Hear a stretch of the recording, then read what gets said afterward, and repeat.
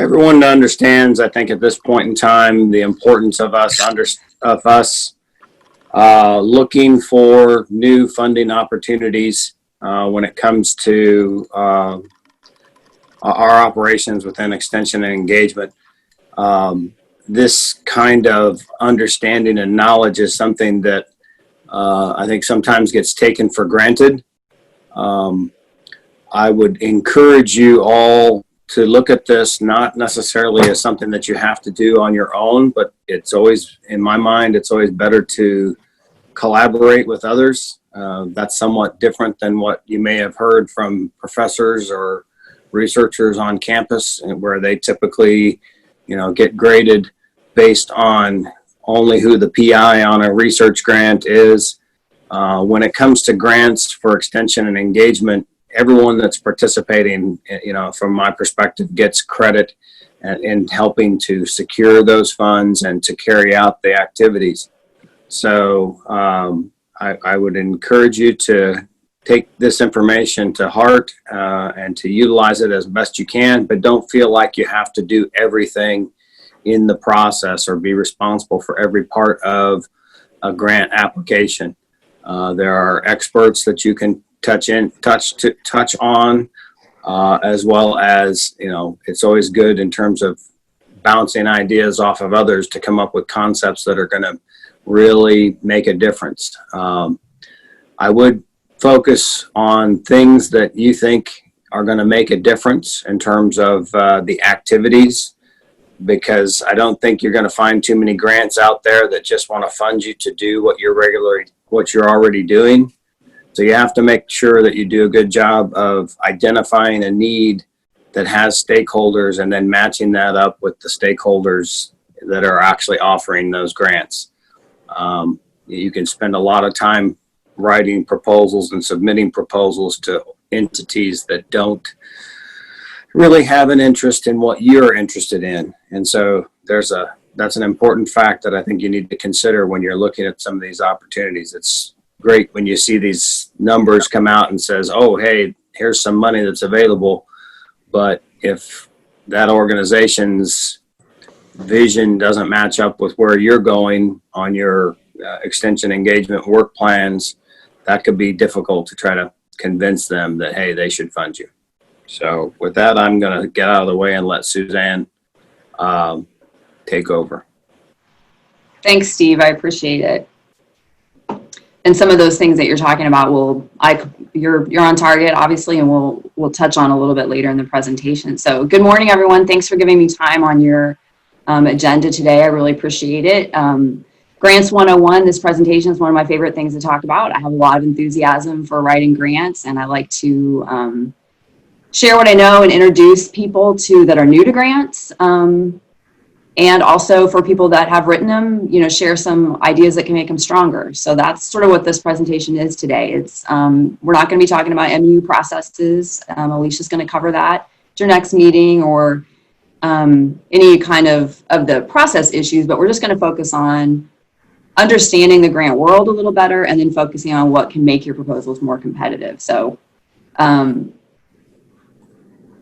what we're going to cover today, I'm going to talk briefly just about the overall grant landscape, just so we sort of get the lay of the land. I'm going to cover a few key terms. These are the ones that I think cause the most confusion, or the ones that if you're new to grants are good to know going in to help you understand what you're reading and what grant staff are saying to you. And then we're going to look at the anatomy of a grant, just sort of how grants work and what the key parts are. And then I'll close with about 5 of my favorite tips. These are things that when I look at a proposal or when I'm writing one, I think make the biggest difference in the quality of that proposal. And since you guys are muted right now, just a reminder, and Hannah said you can submit questions via the chat. I've got about 20 slides. I'm going to try to go through them as quickly as I can. For those of you that have seen me present before, I like to talk. So sometimes it goes too long. I'm really going to work on not doing that today because I want time for questions. But I don't think I'm going to pause in the middle. I think we'll just save the questions to the end. Okay, so let's start off with the grant landscape. So first, when we get into the grant space, you want to put your head into the understanding that grants are transactional. So what we're talking about with grants is that you're being funded to do something. They're giving you the money in exchange for something. So this is in contrast to gifts. Gifts are philanthropic. So you want to automatically just start with that understanding that a grant is not, as Steve mentioned, to just kind of keep doing what you're doing, like we like your work. That's a gift where they're not expecting anything in return. Grants are transactional. They're an exchange. The funder's expecting something specific in exchange for the money that you're giving you. So that said, grants, there's a wide variety. They come in all shapes and sizes. You know, $500 from your local county Department of Health and Senior Services up to $5 million from USDA, $250,000 from Robert Wood Johnson Foundation. They're all shapes and sizes. And I don't have time today to go into all of those sort of iterations, but the big split that I want to talk about is the difference between private and public grants. That's really kind of the fork in the road. So there's variations within that split, but that's the major split when we're approaching a grant. So public grants on the right side of your slide there, or it could be the left if there's flipping, I don't know. But anyway, public grants, so city, state, federal, the key thing about these is that it's in some way, shape, or form taxpayer dollars. And so the emphasis on public grants is they're going to be transparent. And in contrast, private grants are not. So a family foundation, an association, a professional association that's using dues, and part of that is being regranted. A national Missouri Foundation for Health, you know, that money that's put into a foundation through a settlement or something. It's not public money, and so they don't have to be transparent. And that makes a big difference for us as grant seekers, because when it's a public grant, the guidelines are usually pretty long, they're quite clear, and we don't have to do a lot of digging to understand what it is they're after. They're trying to be very upfront and have everyone have equal access to that information. Private grants on the other side are not. So they are much more idiosyncratic. We don't always understand from the instructions or the guidelines that we're given exactly what they're after. They don't have to tell us. So we usually have to do more digging, more understanding what type of funder is this? What have they given in the past? What do they really mean when they say this? We're trying to read between the lines. And so that's just a different way of approaching them. So the other thing I want to point out is that public grants, particularly federal, there's a higher entry fee to get into these. They are, if there's 100 organizations out there that are going to write grants, about 5 of them have the capacity to write federal grants. The bulk of grant activity is happening by smaller organizations that don't have the capacity to write federal grants. So that means that in the private grant world, there's just a lot more activity. The proposals are shorter. The guidelines, the instructions are briefer, they're easier to understand, and you just don't have to work as hard to throw your hat in the ring for those. And so that means there's just a lot more hats in that ring. These success rates that you see on the slides, those are not official. Those are just my sense of things over my 17-year career in grants. Federal grants require more of an entry fee to compete. The proposals take more out of us. They're more time consuming, but the success rates are higher. Okay. So let's, and I wanted to make one brief comment about the grant landscape. Another huge issue with the grant landscape is where to find grant funding. And I have a separate presentation on how to find funding, but I want you to know that after this one, Hannah's going to distribute a sort of summary 2-pager that has this content on it. And on that handout, there will be links to my office's spot on MU Extension Way that has a connection to the resources that we have at MU to find funding, the databases, some listservs that I recommend, that type of thing. So you'll get that as a follow-up on how to find funding. Okay, so key terms. First of all, PI or PD, you're going to hear this all the time. So I put this one on the slide just because if you're going to interact with Alicia Stelling or someone in the Office of Sponsored Programs, they're going to use that term right away. What it means is just the principal investigator or the project director. Just basically who's in charge. And this is an important concept, not just for you to know what that means when someone's saying it, but also to know that in grants, it is absolutely essential that someone is the lead. And so I completely agree with what Steve said. The stronger grants are those that are collaborative. And you may work in a team and see that this grant is going to be managed by a team. but you always have to make clear who is actually in charge, who is leading. And when a grant doesn't make that clear, you're in trouble. Funders universally want to know that someone is ultimately responsible for the grant, and that's the PI or the PD. This is a budget term, direct versus indirect costs. The next couple slides are on budget terms because those are some of the things that trip people up a lot. So when we say direct costs in grants, what we mean is these are the costs that directly are allocable to your project. So if you're going to spend 4 hours of your time, that's 10% FTE, 10% of your salary. We can allocate that to the project. If you're going to go to 5 sites to deliver an educational program, that we can estimate the travel for that. That's directly allocable to your project. Indirect costs, on the other hand, are not allocable to your specific project. So there's still very much a real cost. MU, when grants are submitted through MU, we have a federally negotiated rate. It is actually calculated every 4 years. It's a massive calculation based on our actual cost to do this business, to carry out projects. And the rate Can you go in there and get my plug-in for this laptop? The rate for, I think someone isn't muted. The rate for MU for off-campus extension activities that off-campus faculty would be doing is 26%. We have different rates for on and off campus. So it's a real cost, and it is when we add up all of our direct costs in a budget, and then the indirect cost is on top of that. So if all your direct costs add up to $100,000, if the indirect rate is 26%, it's $26,000 on top of that. If you're running a grant through the county, you do not have a federally negotiated indirect cost rate. You still have indirect costs. They're still real, they're there, but you don't have a rate to use. And sometimes sponsors will allow you to use what we call a de minimis rate, which is 10% typically. So I encourage you to always think about indirect costs, even if you're not running the grant through MU. Another budget term is cost share.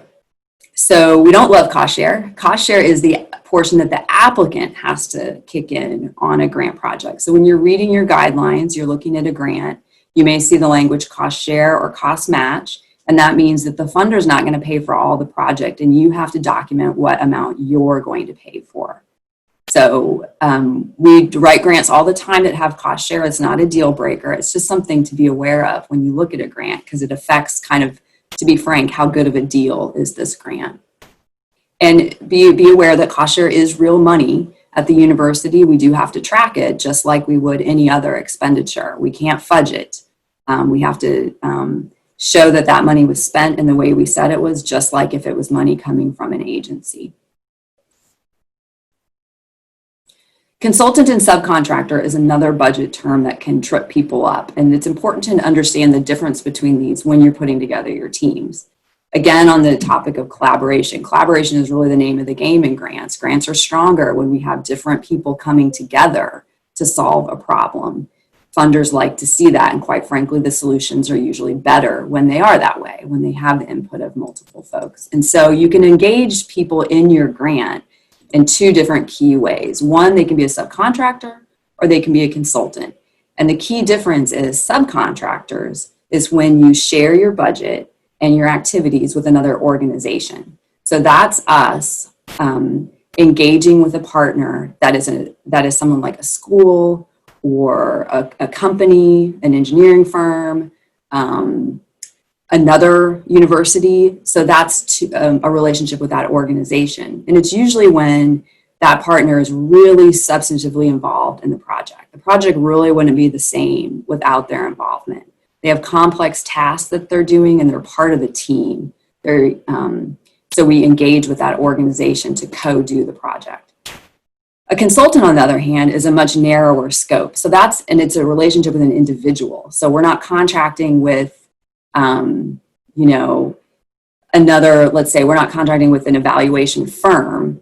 We're contracting with Suzanne Hansford-Bowles as an individual who's a consultant. Suzanne signs the agreement. Suzanne is doing the work. It does not bring an organizational partner with it. So these are usually for more things that are limited in scope, kind of simpler tasks, something we can easily draw a line around. Evaluation is a very typical one. We often contract with evaluators to do a specific evaluation task. So why is it important to know these? The way they're processed is very different. If you are partnering with another organization, say a school, it's a subcontract relationship, and it can take a long time, a week to 10 days to get that approved. That means if you're partnering with an organization, not anyone can sign that agreement in order to be part of our grant. It has to be like the principal or the school board, the superintendent of the school board, versus a consultant. It's an individual. They can usually turn it around the next day. So it's just important to know that you can go both routes. It depends on what's appropriate for your project, but they have a different amount of time to get integrated in your project. Okay, so we're going to move ahead now to looking at sort of when we look at a grant proposal, what are the key pieces? And I want to say at the outset, as I mentioned, grants come in all different shapes and sizes. So some of you may have written grants and it's just you answer 3 questions on a 1-page form and that's it. And those are certainly out there and they're great. Others of you may have done applications that use an online form and they ask you 15 questions and it's a lot more writing, but you don't have the freedom to decide sort of, what is this? You're not putting together a single document, you're just answering these questions. So they come in all different shapes and sizes, but in general, if we're given, what I'm going to be talking about here is if we're given space to write the grant, it's a Word document. And even if we're doing an online form and we're answering specific questions, these key parts of a grant are still something I'm going to try to put in there. This is sort of across the many different types of grants. They all have this kind of logic that is inherent to them. It's really, these are the things that really make a grant hang together and they make it tick. They make it make sense. So if you just have a really, really short proposal, you may not have a chance to get into these sections, but if you're given any length at all, I want you to be thinking about, have I hit these bases? Okay, so those bases are, first of all, need and significance. What is the problem and why does it matter? So they usually have some kind of way that they want you to answer that. They may use different words, but that's essentially what they're after. Goals and objectives. What do you want to achieve? What direction is this project headed? And how are you going, what are you going to accomplish in the project that you're proposing? And then target population. Again, they may use some different words to describe this, but in some way that funder is going to ask you, who are you going to serve? What subset of people? Where will it be? What geographic area? In some way, they want you to narrow down what it is, who's going to be engaged in this project. Activities and methods, this is the nuts and bolts of the grant. This is usually where most of us start our thinking. This is what are you actually going to do? That's often the part that's clearest to us. We know what we want to do. We know what educational delivery we want to do. We know what technical assistance we want to provide and how that's going to unfold. That's in the activities and methods section. And then impact and evaluation. So some way of saying, how am I going to measure success and how am I going to be able to report that? And even if, I would say to you, even if a grant you're looking at doesn't ask you to address impact or evaluation, your grant will be stronger if you include that. Even going back to what I said before, grants are transactional. And when we show impact and have some way of evaluating impact, that's in a sense how we can deliver. That's what the funders get in exchange. So it's absolutely essential to, in some way, be able to measure the impact that you've had and be able to put some words around what does success look like for this grant. So winning proposals, the real gold standard here is to have a tight connection between each one of those elements. So when we describe the need, then we move on and we say we have objectives that we're going to accomplish in this grant period that actually relate to the need. So, and then we have activities that so that the reader can understand what is going to happen to make each one of those objectives be realized in the project. And then when we evaluate, so we have some way of measuring impact or change or what we've done that relates back to the need that you showed in the first place. So it sounds very easy to do, but actually it is it's harder than it's harder than it looks. We often end up with activities that are awesome, but it's not quite clear how they're going to lead to the objectives we said. Or we have activities that are really going to be good. It's clear that those are going to be helpful, but they're not really going to address the specific need that we demonstrated. So we're always looking for a tight connection between each of those things. Okay, so I'm going to transition now to talk about a few tips. So this is not so much understanding the generals of grants, but getting into when you're writing one, these are the things that I think make the most impact on making it more competitive in the shortest amount of time. Now, that's not to say that they're easy to do, but they're things that I think make a big difference. And another way of looking at this is, quite frankly, they're the greatest pitfalls in grants. So I recently listened to a webinar from the American Academy of Sciences, AAAS. They had a presentation based on, they had analyzed 10,000 reviewer comments and had come up with 10 tips for better grant seeking. And all 5 of these were in there in some way. So this is what trips writers up and reviewers end up commenting on in proposals. Okay, so the number one most important tip is before you even start writing. So I said these are writing tips, but I'm already violating what I said, because before you put pen to paper, the number one thing you can do to make your grant seeking successful is to make good decisions about what grants you pursue. So I want you to understand, if you're new to grants, that it is absolutely and very much a process of looking at a lot of grant opportunities, turning over a lot of rocks to find the 1 or 2 that really fit your project. And so you may have colleagues send you opportunities. I may send something out. Your regional director might, Steve might. And I don't want you to feel like most of those I should be writing for those. That's not the case. We look at a lot of grants and we reject a lot of them because they're just not quite right. It is difficult to find a grant that is the right fit for what you want to do at that moment, at the capacity that we have. So what are things that cause it not to fit? Scope is a big one. If you are looking to do a project for about $30,000 with 50 people, that's what you have the capacity to do. We don't want to apply to a funder that has a history of giving out $500,000 or $150,000. Geography is another one. If you're doing something, you want to do it in a county triad, you have a 3-county area, but it's a USDA project and they're just interested. If you look at what they've funded and you read the fine print and the guidelines, they're really looking for something with statewide impact. Another thing that can cause a funding opportunity not to fit is what I call like sort of the arc of development on projects.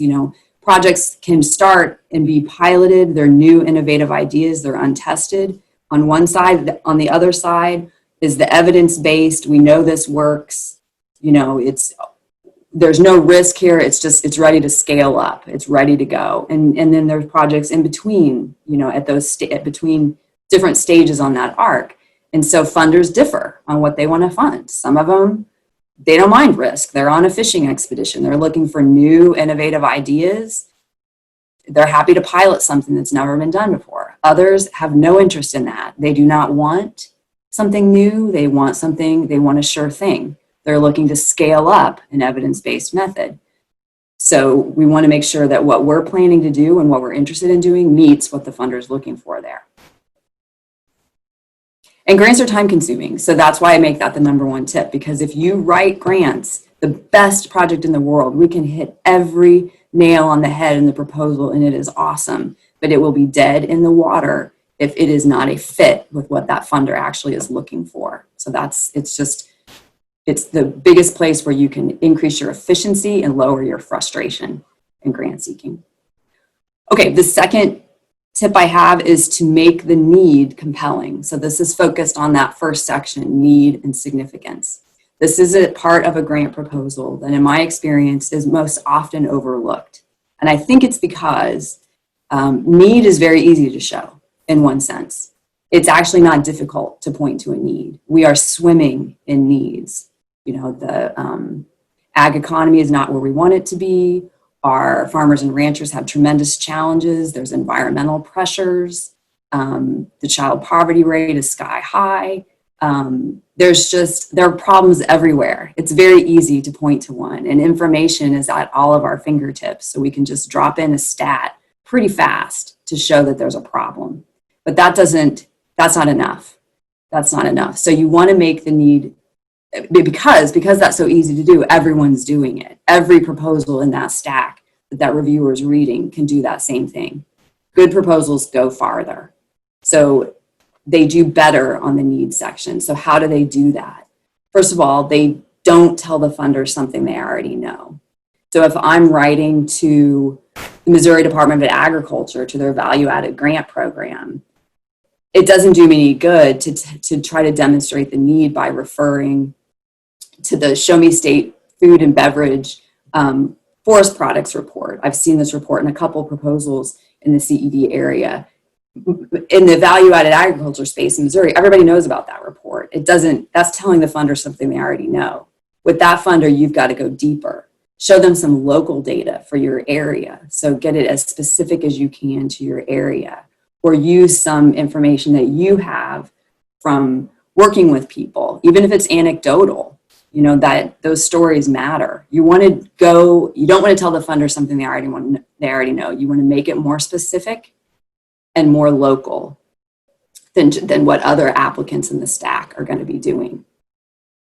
The other thing you want to do is, a good needs section doesn't just point out the problem. It says not just why do we need to do this project, but why now? Or why this team? Why Missouri?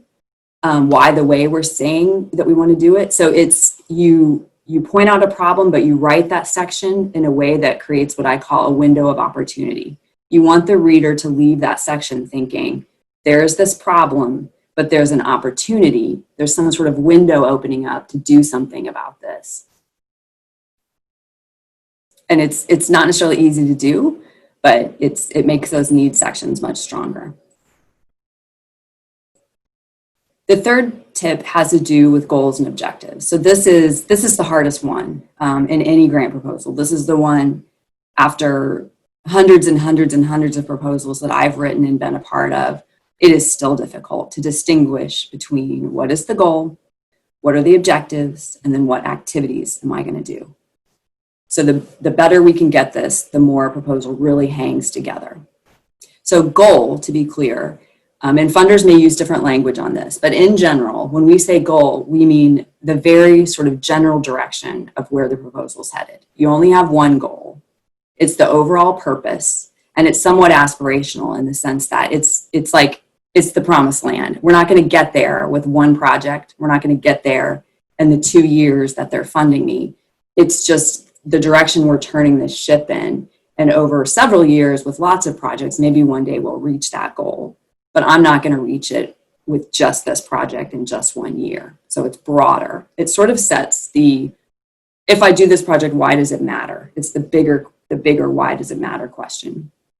Objectives, on the other hand, they sit in the middle between the broad goal, what I'm actually going to do, which are my activities. In the middle are the objectives. Those are the measurable things that show me within the 1 or 2 year grant period, what I do is moving toward that goal. How will I know I'm making progress toward the goal? Those objectives are the middle sort of milestones that are measurable, obtainable within the grant period, that will show this is what success looks like for this project. And you typically have about 3. Bigger projects may have more, but I'm not a huge fan of having more than 3 objectives. It gets pretty unwieldy pretty fast. But have 3, that's just my rule. I mean, that's not set in stone. Okay, so some sample goals are, and I won't read them to you. I know you guys can read a slide, so you don't need me to read that. But what I want you to notice about them is that they're pretty general. They're not measurable. It's not clear exactly what the activities would be. They're just setting an overall direction. And I want to point out here too that With goals, keep in mind that you may not need to come up with this language on your own. It is very common that we will take a goal language from the guidelines or from the funder. If it's a foundation, if I read about the foundation and it says, you know, our mission is to, our founding vision is to, I may take that language and use it as my goal. There's no reason to reinvent the wheel. You can use a goal statement as a way to show that you align with the funder or with the funding program. Their goals should be your goals in a sense. This slide shows some sample objectives. So again, I won't read them to you, but when you look at these, they are much more specific. The verbs that they're using are more specific. So instead of, you know, improve, which is a bit general, we're going to deliver. It's a more specific activity, a more specific action rather, that you can imagine someone taking. They're measurable, so they've got numbers in them, time. And then one thing I want to point out is you might see that there's kind of two different ways to write objectives, and both of them are represented here. And number one is what I would call it a process goal. So it's like a milestone. It's basically saying, you know, in this project, I want to be able to document that I did a 6-hour training for at least 50 people. That's something that I could measure by just my own activity logs. It's sort of how much of the project are we going to do. The second two are more outcome objectives. And so as opposed to something I can just document that I did, like a milestone number of sessions held, it's like a condition change that I want to have happen as a result of the project. And both types of objectives are fine. It depends on the project you're writing and what makes sense.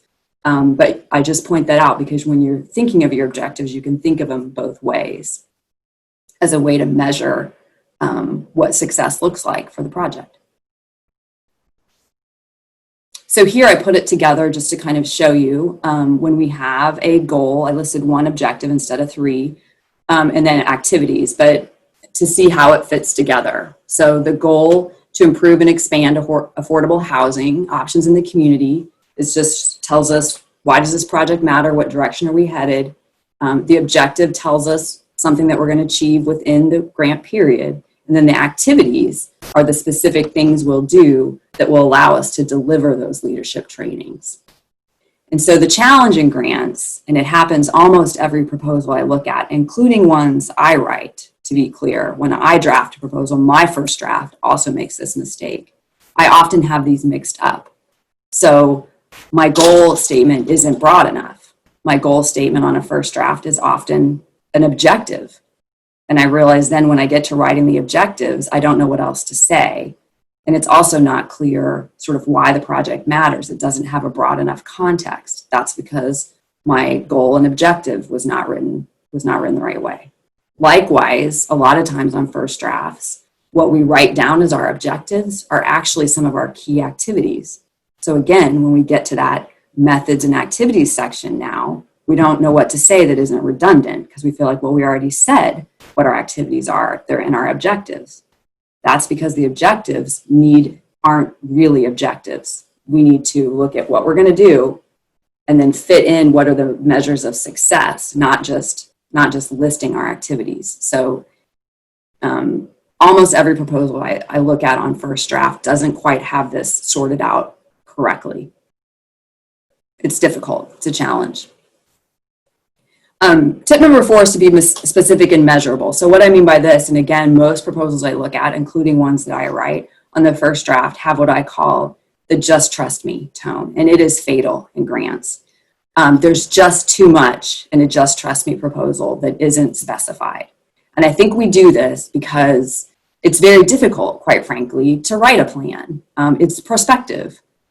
For those of you that have had grants funded or done other projects, whether they were funded or not, you know that what actually happens isn't really what you said you were going to do. Things change. You know, someone you thought you were going to hire, you don't get hired.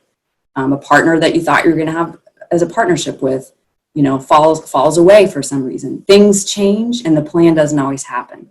But I am absolutely here to tell you 100%, we all know that's the case. Everyone writing a grant is in that same boat. And if you If you allow that to let you be general and uncertain in what you say, it is fatal.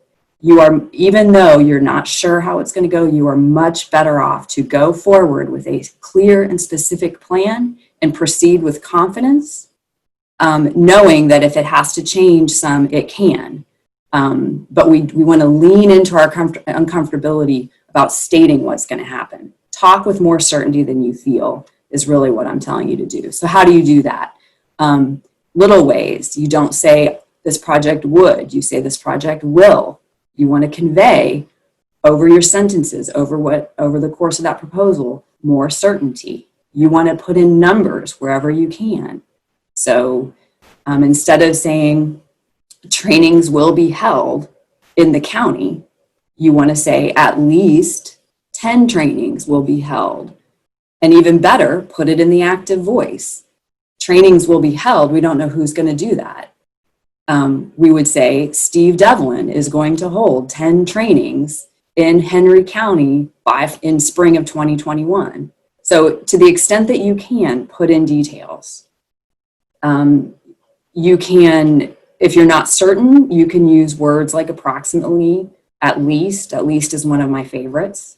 I can establish a conservative line that I think we could certainly hit, and I would say at least 10. Maybe we would do 15, but we don't want to say 15 and have to dial that back. We'd rather say at least 10. So we use the active voice. We put who, what, when, and where as much as we can, and we use certain language. And those are small changes, but over the course of a proposal, when I read one that does that, it doesn't feel like just trust me. It feels like they know what they're going to do. The last tip is to prepare the proposal for people who won't read it. And that is, obviously sounds counterintuitive, but it really is the truth. And that stack of papers there is, I think, how people who review proposals feel. And how proposals are reviewed varies wildly. As I said at the beginning, proposals come in all different shapes and sizes. And how they're reviewed, who reviews them, if it's a panel or an individual, that all varies. But what they all have in common is that those individuals have too much to read and not enough time to do it. And oftentimes grant proposals, not always, but often, grant proposal review is something that people are doing as an extra in their job. It's something that they volunteered to do. It's an extra professional activity because they're serving on a board or something. I mean, it's just, and so they're doing it, on airplanes, on the way to review panels, if it's like a federal grant. They're doing it at night. They're doing it in their off hours. They don't have a lot of time. And so we want to make it easy for them. We want to understand that in a grant, it is not a document where everyone who is voting on whether it should be funded, they're not going to start at word 1 and read all the way through to the end. So it's not a novel. It's not something that we need to be compelling like a novel, that it flows. We want to serve it up in pieces so that people can easily find what they're after when they're not reading from beginning to end. So I've seen so many review comments in my career that say the PI did not address blah, blah, blah. And the PI is furious because the PI is like, I absolutely addressed blah, blah, blah. And they'll show me the page and they're absolutely right. It was in there. But that page, it was 2 sentences of key information that was in the middle of a dense 35-line paragraph that had not had a subheading for 2 pages. So it's extremely difficult to find. The only person that would find that is someone who read from beginning to end and didn't skip any sentences. That's not what people do. So how do we handle the proposal? We use very short paragraphs, shorter than you would typically do in other forms of writing, 2 or 3 sentences. That's it. Why? Because when people flip through, if you imagine someone like physically flipping through a proposal, or picture yourself when you get your mail and you're standing there in the kitchen reading it, usually I do read the first sentence of a paragraph, and then I kind of skim the rest. Read the first sentence of the paragraph, I skim the rest. So we want, and if it's a really long paragraph, I skip it. I don't have the patience to penetrate a really long paragraph. So we use short paragraphs so that skimmers are still getting information from it. We use a lot of subheadings to draw attention to things. I don't want to see, on every page, I want to see it broken up into some sections. I don't want a reader have to go through paragraph after paragraph without some sort of signpost that tells them what is there. And again, that's so if they're flipping through the proposal, they can see those subsections. And even if they only read the subheadings, they're getting some information about the proposal, but also when they're looking for something. So picture people sitting at a table saying, well, I think this proposal didn't do a good job of addressing innovation. And someone else would say, no, they did address innovation. And people are flipping through trying to find it. We want to make sure that they have an easy way to see. We have a section called why this proposal is innovative. I will literally write that in a subheading, why this proposal is innovative, so that it's very easy for someone to find that. We also use short bulleted lists to draw people's eyes and break up the text. And then another strategy that I use is when I have subheadings, I use them like headlines. So instead of saying need, I might say need, youth literacy rates in Kansas City dropping. And so I treat it like a subheading. It doesn't take up any more space. It's one line, just like a one-word subheading would be, but it gives that skimmer a bit of information about what's going to come next in that paragraph. So basic idea, serve up the content, make it easy to find and chunk it in small pieces. Okay, so that takes us to the end, and I'm so happy we're at 9:43, which gives us some time for questions. So I'll pause now. And again, I thank everyone for their time. In case I don't get a chance to say that at the end, I really appreciate you putting me on your agenda and being willing to learn about this. I know that grants are not necessarily a welcome addition to everyone's workload or world, and so I really appreciate your willingness to learn about them and giving me time today. Thank you, Suzanne. This is helpful for me as well. I've helped with a few grant proposals, and already I'm like, oh, this is how it can strengthen it. So thank you. Good. Hannah as well, she said, this is the best training on goals, objectives, activities I've ever heard. Thank you. So. Oh, good. Great. So we do have a few questions in the chat. So the first one, Richard Popper was asking about the SMART method of writing goals. That's pretty common. And so I think if I'm understanding this question correctly, it seems like not just for goals, but for goals, objectives, and activities, you use the SMART method. Is that? Yeah, well, the SMART method, I mean, and Richard's written a lot of grants, so I know he's speaking from experience here. And sometimes a funder will say, we want you to have 3 goals, and we want them to be SMART goals. And so that's specific, measurable, I forget what the A is. R is realistic and T is time. The A I've lost. Anyway. Actionable. Yeah. Actionable. Yeah. That could be it. So that's really, in light of what I've said, that's what I'm talking about with objectives. So in that sense, the issue is probably that some funders will use the word goal when what it really, in my view, is an objective. And so and that's fine. People use different words. I think the point I want to make is that a proposal needs to have those 3 elements. It needs to have an overall purpose, which I call a goal. It needs to have interim milestones that define success, that I call objectives. And then it needs to have activities that support those objectives. Now, the words that another funder use might differ, but I think that overall logic needs to be there. I mean, you could call it a goal, a milestone, and a key activity. That's fine, but it's still those 3 elements. And so I think follow the language that the funder wants you to use, but keep in mind what I said about having that overall logic of a general purpose that frames the whole proposal, milestones, and then the key activities. Does that help, Richard? I could have totally misunderstood the question. I think smart is good. Smart objectives are good. Yeah, I don't disagree with that at all. My sample objectives probably don't quite meet that standard. I don't have the S, the M, the A, the R, and the T, but some of those elements are in there.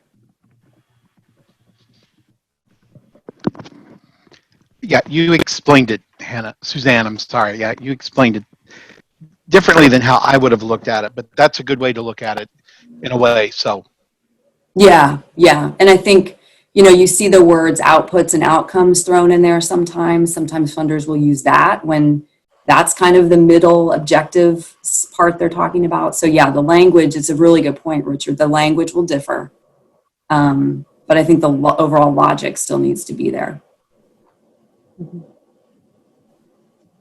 Suzanne, there's another question, David Black asking, will you share the 2 grant databases you shared at the winter conference? Are those the 2 you're talking about? Yeah, I think, yes. I think I have a separate training called Finding Funding that walks through both of those databases and kind of demonstrates how to use them. My plan is to, yes, do that. Do it live or via Zoom, any opportunities I have. And I'm also planning to record that and put it up on Canvas. The goal is to get like the longer version of this training, the Finding Funding, and like a suite of those up. And then break them into like 8 or 9 minute sections so that people can get them. So yes. And and the handout will include a link to my MU Extension Way page, which shows how to access them, how to log into them, what the link is, and then what each one of them covers. But I think that's not the whole story, like some training on how to use them.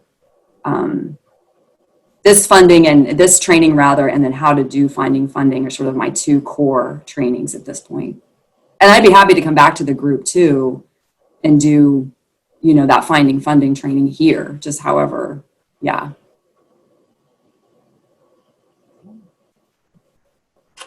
I don't see any more questions in the chat. Joe Kanan just asked one. Okay.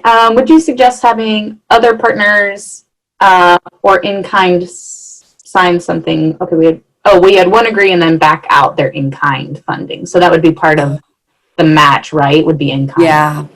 Mm-hmm. Yeah, that's frustrating. My reactions to that are, one, that's why letters of commitment are important. So I think some grants don't allow us. Sometimes they don't require or even allow letters to be included.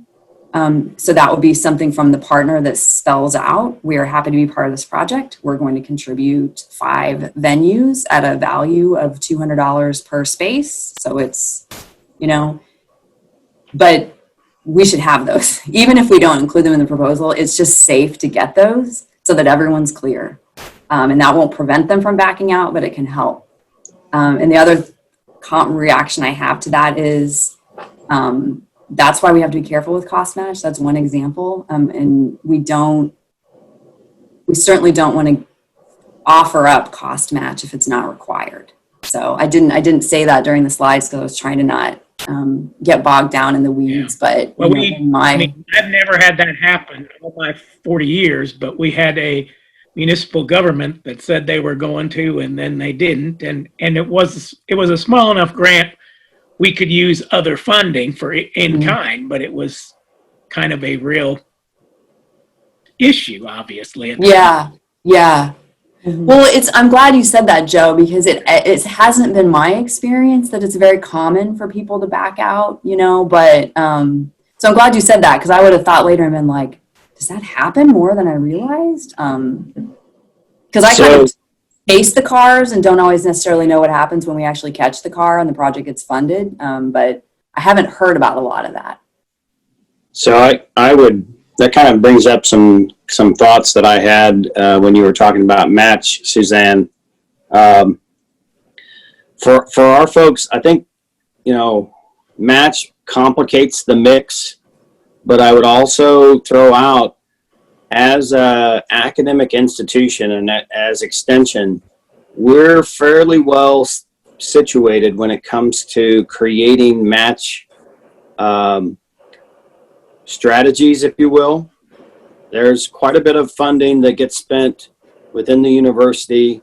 Even within extension, there's quite a bit of funding that's not matched against other funds. And you have to consider whether the agency or the entity that you're going after is a federal entity versus a state entity versus a private entity. There's nothing wrong with saying, okay, well, the state gave us $100,000 to do this, and then a federal grant comes along and it says, oh, well, we want you to do something very similar, or, you know, it's not going to tell you they want you to do it, but you can propose that you would do something very similar, and you can, in essence, capture that match and use that against that federal grant to leverage those dollars down. Then if a private entity came along and said, oh, well, we're interested in that problem as well, you can use both the federal and the state match as match against the private grant. So while you need to be careful in your match obligations, and like Suzanne said, we don't want to overmatch anyone's investment, that's an advantage that we have that a lot of other entities don't. You know, nonprofits going out there, they don't have a lot of partners and a lot of base salary that they can use as match. This is also a consideration when you talk about partnering with people on campus, right? Faculty who are on campus who have a significant portion of their salary paid out of GRA funds. In many cases, faculty grants don't require matching expenditures. You know, research grants, a lot of times they don't require matching expenditures. They're just straight up dollars. And so if you can create a partnership with a faculty member, in many cases, you know, they can put a portion of their salary against those grants as match. We've done that many times throughout our history within the business development program. So there's lots of pockets of match, and I wouldn't expect everyone to try to find where those pockets are, but it gets back to that collaborating with others and understanding who you need to tap into to find those. Yeah. Yeah, I agree. No, I agree, Steve. It's not, when we see match, it's not a reason to walk away. I mean, we can solve that problem. We do have resources to deploy. That's a conversation you want to have with me, with leadership, you know, your regional director, your state program director. Alicia Stelling can help us with what's, you know, allowable per the fine print of the guidelines. So yeah, it's just a conversation you want to open, but it's not a deal breaker.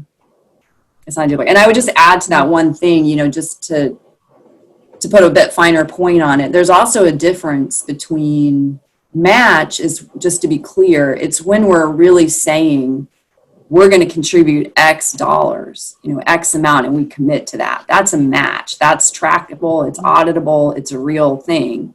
But we also leverage, which we can softball that language. And even if they don't require match, what Steve says is true. We are a university. We have tremendous resources. We can leverage things to strengthen a proposal. And we can talk about how, you know, other resources strengthen the proposal, but we don't say specific dollars and we don't commit them as match, but we still make clear the breadth of resources that we have to support. So that's another thing. You want to talk to me to look at that language of how we can do that. Because we don't want to commit specific cost match dollars that are not required. We just don't have the funding to do that anymore. But that doesn't mean we can't talk about less specific leveraging, I guess would be how I would say it. Yeah.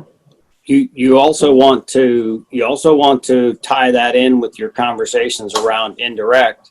I don't recall if Suzanne, if you said, you know, some agencies have specific limits on their indirect. Like USDA they have very specific limits on some of their different grant programs.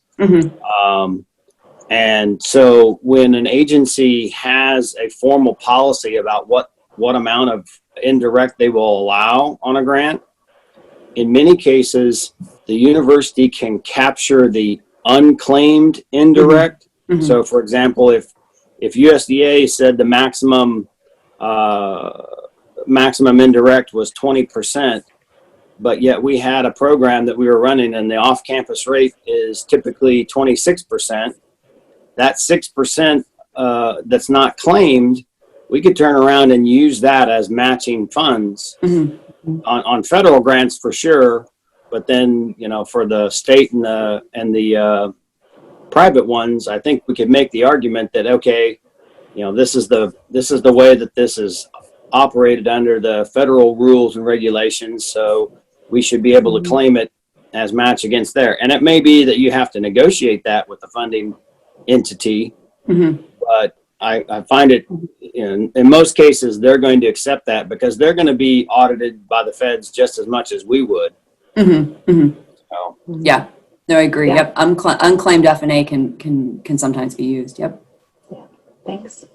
So we have time for one more question, and Jeff added one into the box. And he was just wondering, kind of what's the big number of grants that are written on campus that aren't extension focused, and are there opportunities for extension maybe to be involved in those? For example, doing more field research or doing a portion. Yeah.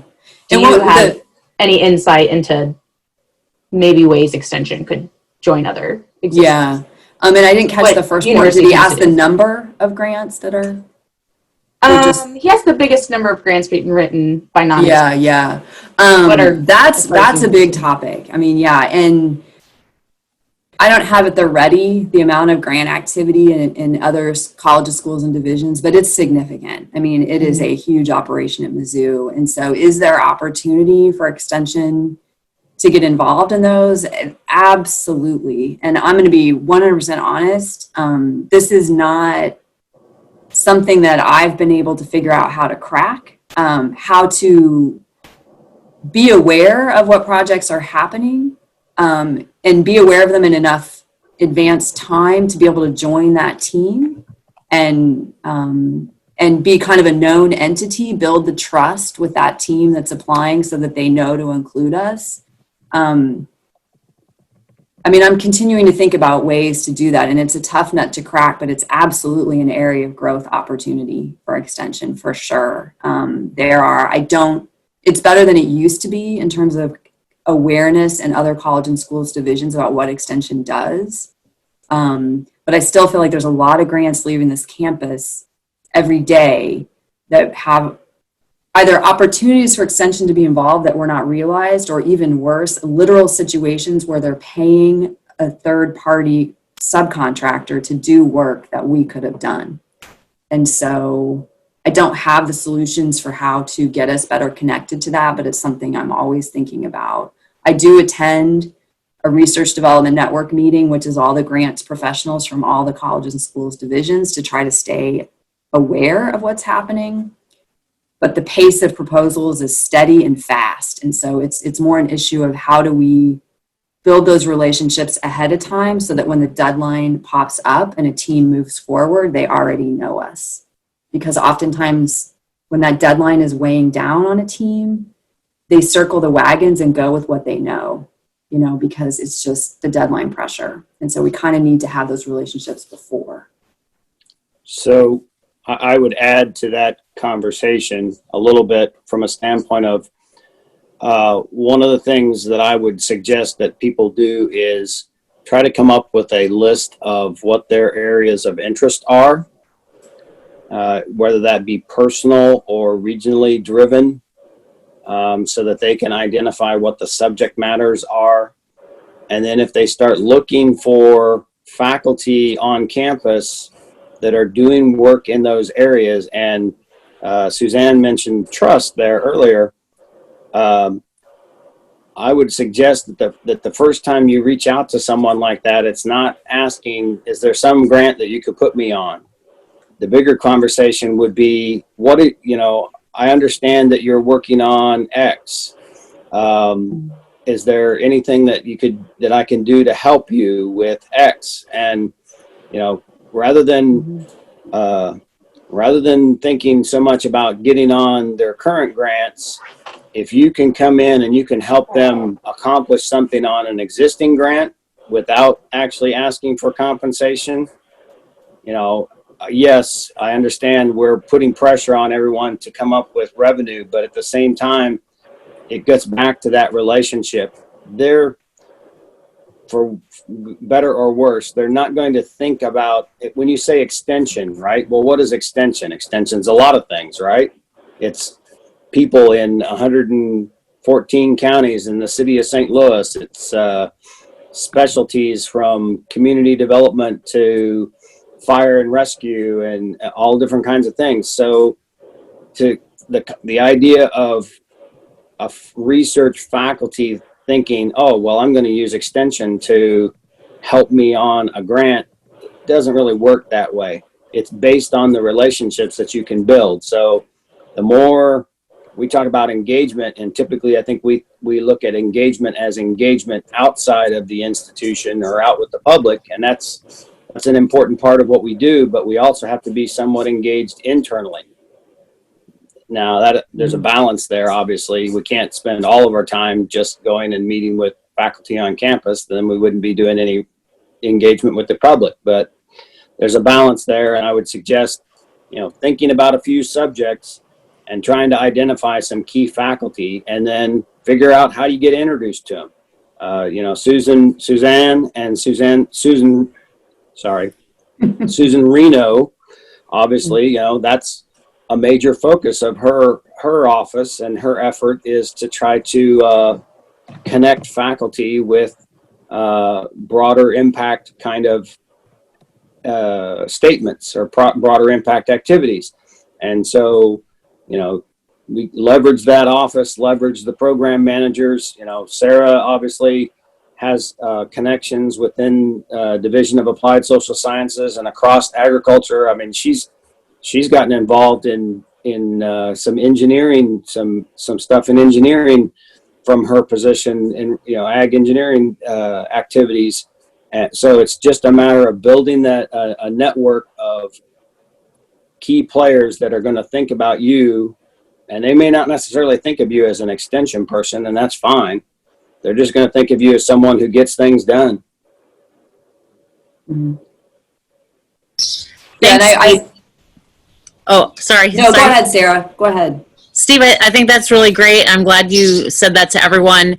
And maybe Hannah and Jennifer and I can help facilitate putting together a list of everyone's interests and areas of expertise. And maybe we can start working with other extension faculty on campus to plug people in. So let's put that on our to-do list.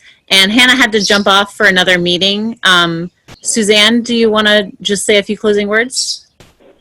Sure. Thank you, Sarah. Thank everyone for your time. I hope that some of you I've met. I was trying to get out to regions, and even some Sarah I've never actually met in person, but we've communicated over emails. Phone calls. Yeah. So I guess my closing words would be that I hope you consider the line of communication with me open. I'm here to support your efforts around revenue generation, be it grant, contract stuff. It doesn't have to just be a grant. I'm here to help talk through things, answer your questions, try to direct you in the right place, facilitate the connection to campus resources, strategize. So I guess that's my closing comment, is that I hope you just treat the line of communication open and follow up with me, both with questions, things that you're facing, as well as feedback. This is a new position that they've created for me, and so we're still in the process of learning what you need and what is most helpful. So I really learn from every conversation I have with you guys about that, about how to shape the position. So so thank you, and please don't hesitate to contact me.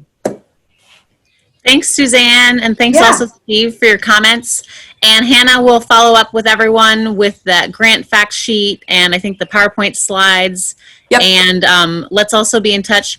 As Suzanne said, as Steve said, be in touch with your educational directors, faculty on campus like me, and we will make some connections and get some resources out to you guys. Okay. Have a good day. Thanks.